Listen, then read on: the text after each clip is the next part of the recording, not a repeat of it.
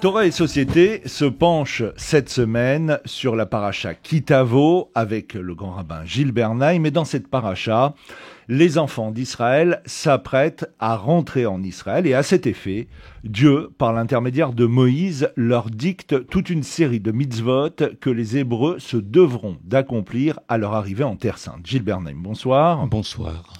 Soulignons d'entrée que cette paracha Kitavo représente en quelque sorte l'aboutissement de tout un programme pédagogique. Force est de constater que les 3 premières parachiotes du livre de Devarim s'occupent de ce que l'on pourrait désigner comme les fondements de la foi juive. La paracha de Devarim ayant pour thème le peuple juif, celle de Ve'atenan, qu'est-ce que la foi d'Israël, et Ekev, nos rapports avec les mitzvot.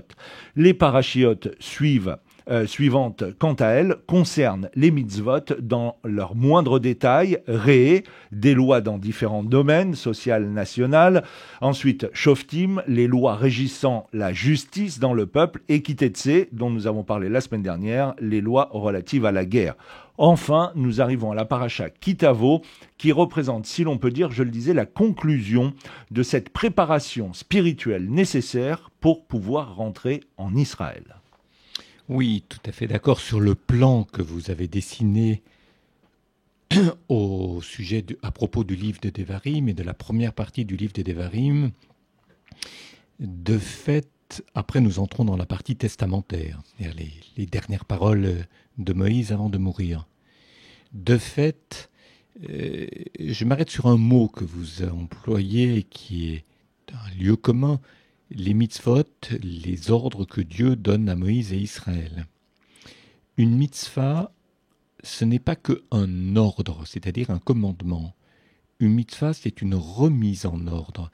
D'ailleurs, rappelons-nous, la première fois que ce terme est utilisé en hébreu, c'est au 2e chapitre du livre de Bereshit, la Genèse 2, lorsque Dieu dit à Adam, à savoir, Vayesav Hashem Elohim al Adam, les morts, Dieu a donné l'ordre à Adam pour qu'il transmette ensuite de ne pas manger manger de tout, mais pas de l'arbre de la connaissance. Vayetzav al, ce n'est pas tout à fait, il a donné l'ordre à Adam. Vayetzav al veut dire sûr. Il a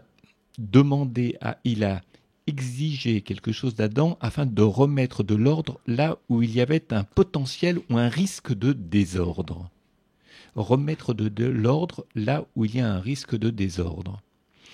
Sans doute est-ce la raison pour laquelle il est beaucoup question dans cette paracha de Kitavo de bénédiction et de malédiction. On va en parler. Entendons bien, juste un mot pour donner du sens aux mots dont nous allons parler. Une malédiction, c'est un désordre. C'est-à-dire une absence de préoccupation à mettre de l'ordre dans nos vies, dans la réalité, dans notre langage, dans nos pensées. Se laisser porter par les lois de la nature. Ça, c'est le désordre. Ça, peut devenir une malédiction. Le désordre peut devenir une malédiction. Et de fait, la mitzvah a pour finalité de remettre de l'ordre là où il y a ce risque de malédiction. La paracha Kitavo commence par les prescriptions de la mitzvah des prémices Bikurim, puis enchaîne avec celle de la dîme Maaser. Puis soudainement arrivent quelques versets dont nous ne voyons pas vraiment le rapport direct avec ceux qui précèdent. Ainsi, il est écrit « Tu as glorifié aujourd'hui l'Éternel, et l'Éternel t'a glorifié à son tour en te conviant à être son peuple privilégié ou élu. » Sur ces mêmes versets, le traité Berachot du Talmud de Babylone dit la chose suivante: « Vous m'avez proclamé d'une seule pièce dans le monde, ainsi je ferai de vous une seule pièce dans le monde. » Ainsi ces versets désigneraient le peuple d'Israël comme porteur d'un message d'unicité à travers des sacrifices, comme le dit d'ailleurs le Maharal de Prague. Oui. Là aussi, je m'arrête sur le choix du mot que vous employez pour que nos auditeurs sachent mettre le sens exact du mot, sur le mot, à savoir unicité. En français, il y a 2 mots qui sont proches, mais qui ne veulent pas dire la même chose. Il y a le terme d'unicité, il y a le terme d'unité. Lorsqu'on dit « Shema Israël, Hashem Elokeinu, Hashem Echad », écoute Israël, enfin le texte bien connu, du Shema matin et soir, ça veut dire quoi ? Ça veut dire que Dieu est un. C'est la reconnaissance du caractère unique de Dieu. Maintenant, pour que nous sachions reconnaître le caractère unique de Dieu, il faut deux choses. Et c'est ce que dit le texte de la prière du Shema. À savoir que nous soyons unis autour des mêmes valeurs, ça c'est l'unité du peuple, et deuxièmement, que chaque être humain soit reconnu comme unique par son prochain. Autrement dit, que l'unicité de chacun soit non seulement reconnue, mais qu'elle soit respectée, et qu'on ne prenne pas l'autre pour son clone, pour son double, autrement dit que tous les gens se ressemblent, et que, etc. Unicité, unité.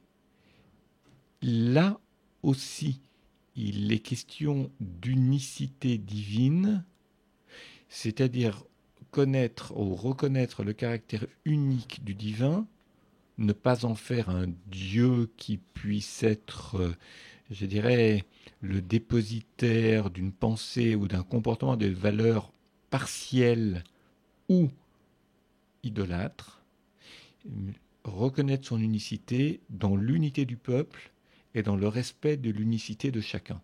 C'est l'objet de la parashat Kitavo pour beaucoup, parce que, vous savez, reconnaître l'unité, préconiser et préparer l'unité d'un groupe et respecter l'unicité de chacun, c'est une double démarche qui est très complexe, qui est très lente, qui demande d'être révisée en permanence, et on peut aisément glisser de la malédiction à la bénédiction, c'est-à-dire, ou de la bénédiction à la malédiction, c'est-à-dire penser être dans la bénédiction, et par la foi même qui nous porte, adorer un faux Dieu et devenir idolâtre. Sans doute est-ce la raison, disent certains maîtres de la tradition, je pense au Kuzari en particulier, c'est la raison pour laquelle, à propos de Kitavo, il est question de la bénédiction sur une montagne, la malédiction sur une montagne, mais je dirais, ceux qui montent sur la montagne, qui s'élèvent sur la montagne où il y a la malédiction, ne sont pas maudits. Ils viennent simplement enseigner ce que le risque de malédiction peut produire.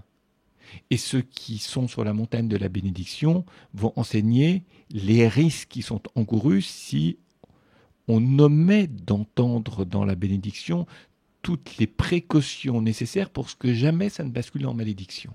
C'est très, je dirais, la frontière est très ténue. C'est intéressant ce que vous nous dites parce que ce soit sur la montagne des bénédictions ou des malédictions, les deux enseignent les risques. Les deux... Pas les bienfaits ou, oui. ou les méfaits. Non, parce que sinon ça voudrait dire qu'il y en a qui ont drôlement de la chance de monter sur la montagne de la bénédiction et les autres la malchance, ils font partie d'une mauvaise tribu, enfin de la tribu qui va monter sur la montagne de la malédiction. Non, ils viennent enseigner les risques, autrement dit, ils ne sont pas très éloignés les uns des autres. Ils parcourent, non.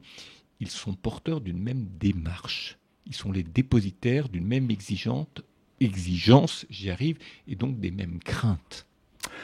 Rabbeinu Bechaye développe la question du prélèvement et sa fonction non seulement aux fruits, mais à l'argent dans la tzedaka. Celui qui donne va réellement se priver, dit-il, mais c'est cela qui va le sauver de la mort, car il se rapproche de Dieu, à qui il donne à travers la personne qu'il reçoit. Il prend conscience aussi, en donnant, le commencement de ce qui lui est indispensable, que le véritable commencement antérieur à tout ce qui commence dans l'apparence, c'est Dieu, commencement de tout commencement, Réchit, Kol Réchit. Oui, ce que vous venez de rappeler au nom de Rabbeinu Bechaye rejoint ce que vous avez dit très rapidement dans votre précédente intervention, à savoir, il est d'abord question, comme première mitzvah, des prémices de la dîme. Pourquoi, lorsqu'on arrive en Israël, faut-il prélever les prémices, se dessaisir des prémices et de la dîme et l'apporter à qui de droit ? La raison est assez facile à entendre et on le commande souvent ainsi dans la littérature rabbinique. Avant de posséder, il faut se dessaisir. On ne peut pas posséder si on ne s'est pas dessaisi de quelque chose qui fait notre plénitude. Parce que quand vous entrez en relation avec quelqu'un, vous pouvez tenter de posséder l'autre, de vous l'approprier.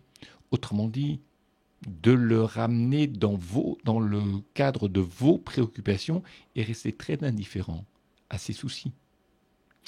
Donc, se dessaisir, c'est faire de la place en soi.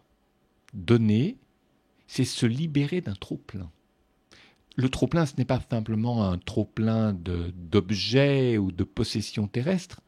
Un trop-plein, ça peut être un trop-plein de conviction, de certitude. Je suis tellement sûr de moi que je n'imagine pas que l'autre puisse remettre en question mes certitudes. Donner, c'est se dessaisir. Et j'ai envie de dire, pour entrer en relation avec notre prochain, comme pour entrer en relation avec Dieu, il faut être à même de se dessaisir, soit de bien, soit d'un trop-plein qui est en nous, je viens de l'expliquer, ou alors aussi d'une image un peu trop confortable dans laquelle nous sommes installés, dans laquelle nous baignons. Je pense, et ça c'est le rôle de la prière. Prier, c'est être transparent devant Dieu.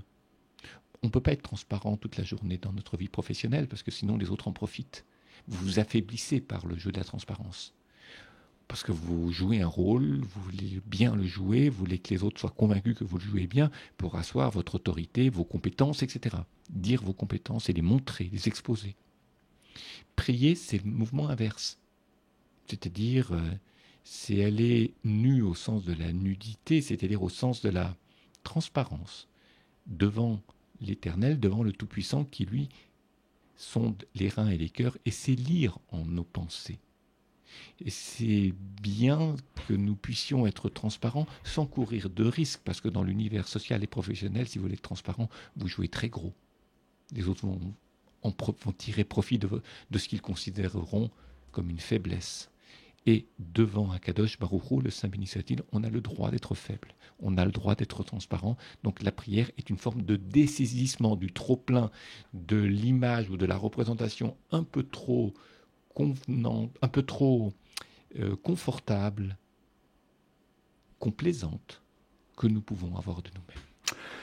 La dernière partie de Kitavo contient des paroles d'avertissement. Après avoir énuméré les bénédictions par lesquelles Dieu récompensera le peuple quand il accomplira les commandements de la Torah, Moïse rapporte longuement les terribles conséquences de leur abandon, maladie, famine, pauvreté, exil, 98 malédictions.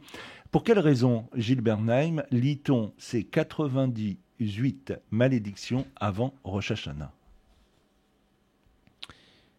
Si nous reprenons la ligne de pensée qui était la nôtre tout à l'heure et qui est très propre à l'un des maîtres du chassidisme, qui était un élève dissident du Rabbi de Kotsk, à savoir Rabbi Mordechai Yosef Leiner, c'est l'auteur du Mea Shiloach. Si nous reprenons sa ligne de conduite de la pensée, nous dirions ceci. Évidemment qu'il faut le lire avant Rosh Hashanah. Rosh Hashanah, c'est la remise des compteurs à zéro. Et Yom Kippour y participe différemment ensuite. Avant de remettre les compteurs à zéro, il faut... C'est pas pour se faire peur qu'on lit les malédictions. Il y a des gens qui vous diront, oui, on lit les malédictions. Attention, hein, si vous ne faites pas, voilà comment vous serez puni. Donc, par peur du châtiment, on va faire teshuva, on va se repentir. Je dirais, ce n'est pas faux, mais c'est un peu faible. C'est le bâton. Regardons ce qu'il y a du côté de la carotte. C'est peut-être que, vous l'avez dit tout à l'heure, vous l'avez souligné tout à l'heure, lorsqu'il y a malédiction, il y a prise en compte des risques de quelque chose que l'on prend pour soi-même comme une bénédiction et qui en fait peut s'avérer être une malédiction. On pense se faire plaisir, on pense se faire du bien, on pense être dans le juste et pourtant on est dans l'erreur. Et je disais que la frontière est ténue, c'est-à-dire qu'il suffit d'un tout petit glissement, d'un mot de travers, d'une attitude mal perçue, pour développer une toute autre appréhension par les autres gens de ce que nous avons dit ou pensé ou fait, et alors ce qu'ils en tireront est quelque chose qui leur sera malheureusement négatif pour eux-mêmes. Ça, c'est la malédiction, ou plutôt les risques qu'il y a de malédiction si on ne prête pas d'attention ou si on ne souligne pas les précautions qu'il faut prendre pour que ce ne le soit pas. Je pense qu'avant Rosh Hashanah, il est important de lire des parachiotes et une paracha de précaution. de prise de risque, c'est-à-dire de mesurer les conséquences de nos actes, de nos pensées, de nos paroles. Parce que souvent, quand quelque chose nous paraît mauvais, c'est parce qu'on ressent le mal au travers de cet acte, au travers de cette pensée, au travers de cette parole. Parfois, on ne ressent rien du tout. On peut ressentir une grande joie, on peut ressentir du plaisir immédiat, voire du bonheur. Mais ce n'est pas parce que je suis heureux que je suis dans le vrai, et encore moins dans le juste. Je n'ai pas dit que la vérité est triste et que le juste est dramatique. Mais ce qui est juste peut ne pas être bon dans l'immédiate efficacité de l'acte, de la parole ou de la pensée, mais s'avérer être bénéfique dans le temps, dans l'histoire des générations, de nos générations à venir. Nous trouvons dans cette paracha Kitavo l'ordre suivant. Tu avanceras dans ses voies. Maïmonide, dans son Sefer HaMitzvot, énumère et explicite les 613 commandements de la Torah. Il respecte dans cette énumération plusieurs règles précises. L'une d'elles est qu'un ordre général, c'est-à-dire un ordre qui ne fait qu'englober plusieurs commandements, ne figure pas dans cette énumération. Paradoxalement, cet ordre-ci, tu avanceras dans ses voies, a été retenu par Maïmonide et a été expliqué de la façon suivante. Nous devons nous efforcer de ressembler à Dieu selon les paroles du Midrash, de même qu'il est généreux, soit généreux, de même qu'il est compatissant, soit compatissant, etc. Oui, encore faut-il savoir quoi entendre dans l'expression « être comparable à Dieu » ou « imiter Dieu ». Lui, il est saint, il faut être saint.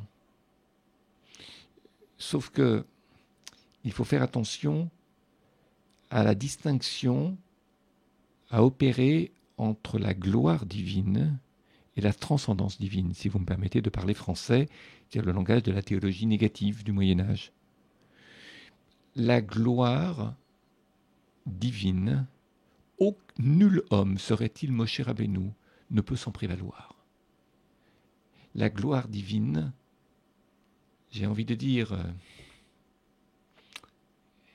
l'unicité du divin est inimitable.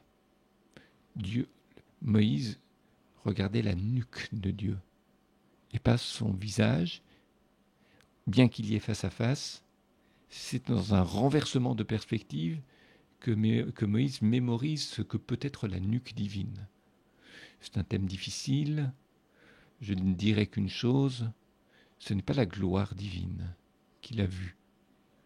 La nuque, quand vous regardez quelqu'un de dos, vous êtes derrière lui, vous voyez sa nuque, vous voyez dans quel état il est.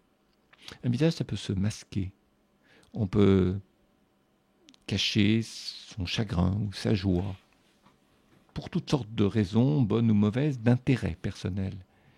Quand vous regardez la nuque de quelqu'un, vous voyez la fatigue, vous voyez les soucis, vous voyez les peines, vous voyez l'allégresse, vous voyez le rayonnement.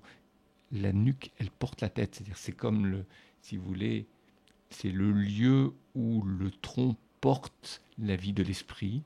C'est en quelque sorte l'interface entre le corps et l'esprit, ce que d'autres appellent la vie physique et la vie de l'esprit. Et la nuque, on ne peut pas la travestir. Elle dit la vérité. Il y a un très beau texte de Grossman, Vassili Grossman, dans Vie et Destin, que Lévinas avait très finement analysé. Mais ils ne sont pas les seuls à le remarquer. Et Grossman et Lévinas, le Meachiloar, lui aussi, l'avait observé sur le texte et dit quelques mots définitifs là-dessus. Et la transcendance, c'est l'élévation, c'est l'exigence, ne pas s'arrêter en chemin. Savoir que l'on n'a fait qu'une partie du travail et qu'il reste beaucoup à faire. Même et surtout lorsqu'on croit avoir terminé le travail, lorsqu'on se situe dans les zones de la réussite. Et c'est là que l'on risque de tomber très bas. Parce qu'on sait très bien que quelqu'un qui est très fort dans une discipline a surtout conscience de tout ce qui lui reste à apprendre. Quelqu'un qui n'est pas très fort et qui a appris juste le Aleph-Bet pense qu'il sait beaucoup de choses. Et à partir de là, il croit qu'il n'est plus nécessaire de faire des efforts. Ça, c'est véritablement la définition de la transcendance, exigence, la sainteté, c'est une transcendance. C'est pas une auréole autour de la tête qui fait de vous quelqu'un de, bien sûr, d'unique par rapport à d'autres, mais quelqu'un de glorieux. Ça renverrait à la gloire divine. Rabbi Chaim Vital, dans son livre Shaarei Kedusha, dit que les qualités humaines ne font pas partie des 613 lois divines. Elles sont les bases fondamentales sans lesquelles il est impossible à un homme d'accomplir les mitzvot. Ainsi, elles ne sont pas comptabilisées parmi les 613 lois. Toutes les bonnes qualités qu'un individu peut acquérir sont en réalité la mise en pratique même de toute la Torah. C'est ce que dit le Gaon de Vilna. Et dans son livre Le palmier de Déborah, le kabbaliste, le rabbin Moshe Cordovero, explique les 13 qualités à acquérir pour marcher dans les voies de Dieu par rapport aux 13 attributs de miséricorde. Pourquoi les qualités humaines comme l'humilité, la miséricorde ne font pas partie des mitzvot de la Torah? Je pense que la raison en est très simple. Quand on dit « je pense », ce n'est pas un jeu de majesté qui veut dire que moi je sais. Vous avez cité Rabbi Chaim Vital, puis Rabbi Moshe Cordovero, et au milieu, donc les deux très grands kabbalistes, avec Rabbi Yitzhak Luria, ceux qui ont rédigé, qui ont mis par écrit la pensée de Rabbi Yitzhak Luria. Et vous avez cité au milieu le Gaon de Vilna, qui lui aussi est un immense kabbaliste, mais là on Lituanie à Vilna. Ce que je sais de la pensée de Rabbi Moshe Cordovero, qui est très inspirante, est ceci. En hébreu, dans les Pirkei Avot, on dit Derech Eretz Kadma la Torah. C'est-à-dire que Derech Eretz, c'est la conduite du monde. Comment est-ce qu'on se comporte dans le monde dans lequel on vit?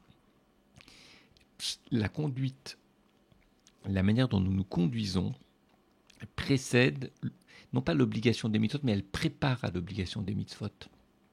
Elle est première dans la chronologie des choses à accomplir. Quelqu'un qui a des mauvaises midotes, qui a de mauvaises vertus, qui n'a pas de vertu, mais qui a un mauvais comportement, va faire de la Torah quelque chose de mauvais, quelque chose de dangereux, quelque chose de meurtrier parfois, quelque chose d'idolâtre également. Tout dépend de ses midotes, tout dépend de ses qualités, de ses vertus. Or, je pense que si les midotes, les vertus, ne font pas partie des commandements bibliques, c'est précisément parce qu'ils sont indispensables pour tout être humain s'il veut avoir une exigence de Torah. C'est un préalable. Autrement dit, c'est la préface du livre. Cette préface, il faut bien la connaître parce qu'elle dit la méthode. Lorsqu'on a acquis la méthode avec les midotes, avec les vertus, alors on peut commencer le récit. La lecture du récit, le récit des 613 commandements. Il peut arriver qu'un homme, par essence, n'ait pas ses attributs naturellement. Je vais vous répondre et je vais même être un peu plus provoquant que vous ne l'êtes. Vous savez, les mitzvot, vous l'avez dit, ce sont 613 commandements, donc beaucoup de commandements, beaucoup de contraintes, beaucoup de choses à faire et à ne pas faire. Il y a différents types d'individus dans la société. Il y a des gens qui ne sont pas construits sur le mode de la loi, c'est-à-dire qui n'ont pas de loi intérieure. Comme on dit de quelqu'un, il est sans loi, il n'a pas de loi, il n'a pas de règles, il n'y a pas de limite. Il va là où son désir le porte. Vous avez des gens qui, sans être parfois juifs, sans être en tant que juifs observant des mitzvot, qui ont le sens de la loi, c'est-à-dire qui sont construits, qui ont des règles intérieures, qui sentent intuitivement, qui savent intuitivement ce qui se fait, ce qui ne se fait pas. Alors parmi les gens qui n'ont pas de loi ou très peu de règles par eux-mêmes, avant toute Torah, vous avez des gens qui sont fascinés par les sectes. C'est-à-dire qu'ils sont très perdus dans une société qui offre des contraintes qu'ils ne comprennent pas, et des situations où ils ne trouvent pas les lois qui leur sont nécessaires pour savoir comment agir, penser, se comporter. Alors ils vont dans des sectes parce que là-bas ils savent qu'il y a une discipline très stricte, ce qui est propre des sectes. Ça peut aussi exister dans le monde juif. Ça existe dans le monde juif, ça existe dans le monde chrétien, ça existe dans le monde musulman, ça existe dans le monde non croyant, non monothéiste. Je ne prétends pas que les juifs sont en tête du peloton. Je dis simplement, à des degrés divers et sous des formes très différentes d'une religion à l'autre, il peut y avoir la tentation de la secte. Ou le maître pense à votre place et ne vous apprend pas à penser par vous-même, ne vous conduit pas à l'autonomie. Alors là, je dirais que je comprends leur besoin d'être pris en main. Et quand quelqu'un n'a pas de règles intérieures, il ne sait pas comment fonctionner dans la société, si vous, par exemple, vous lui donnez le même habit que tout le monde, c'est-à-dire que vous dites que tout le monde dans le groupe doit porter le même habit, doit tenir le même discours, au départ, c'est très réconfortant. C'est désinquiétant, si j'ose le dire ainsi. Parce que si vous apparaissez comme l'égal de l'autre parce que vous portez le même habit et que vous tenez le même discours, eh bien, vous perdez le complexe d'infériorité que vous avez parce que vous ne savez pas trouver les règles, vous ne savez pas penser tout seul, vous ne savez pas quoi faire, comment vous comporter, etc. Donc, comme tout le monde fait la même chose, vous vous sentez bien dans le groupe et vous avez perdu ce complexe d'infériorité ou de victime que vous pensiez être. C'est aussi ce sentiment d'être victime de quelque chose de la société qui conduit les gens dans des sectes. C'est paradoxal, mais c'est ainsi. Et de fait, il y a des gens qui sont très construits. Quand je dis très construits, c'est-à-dire qu'ils ont des racines, qui ont appris, qui savent comment se comporter, qui ont de vrais midotes, et qui surtout ont déterminé par eux-mêmes des règles de conduite par leur éducation, leur culture ou leur structure psychique. Alors sur ces gens-là, la Torah peut devenir quelque chose de formidable, parce qu'elle va leur apporter un vrai plus. Pas simplement des règles de substitution qu'ils n'ont pas par eux-mêmes et que la Torah leur donne, mais je dirais, elles vont enrichir les règles qui préexistaient en eux ou chez eux et apporter ce plus qui est l'intelligence toraïque. Par de multiples lois qui vont être éclairées par leur comportement, par leur éducation, par leur culture et par les règles qui s'étaient déjà fixées, ou qui vont éclairer ces règles autrement. Et c'est dans, je dirais, la conjugaison des règles naturelles et des règles imposées par la Torah que l'on va, à ce moment-là, découvrir des gens formidables, c'est-à-dire qui donnent à penser, qui rendent plus intelligents, qui aident les autres à s'en sortir dans la difficulté, autrement dit, qui apportent de la lumière, là où il y avait l'éclairage, mais pas une lumière trop puissante, sinon c'est de la fascination. On est dans le sacré, on est dans l'idolâtrie, on est dans la secte. Non, on est dans la sainteté, dans la transcendance, donc dans l'élévation. Et de fait, il ne s'agit pas de sacraliser le chef. Le maître est là pour apprendre à ses élèves à se passer de maître un jour. C'est sur ces mots que s'achève ce nouveau numéro de Torah et Société. On se donne rendez-vous la semaine prochaine. Bonsoir.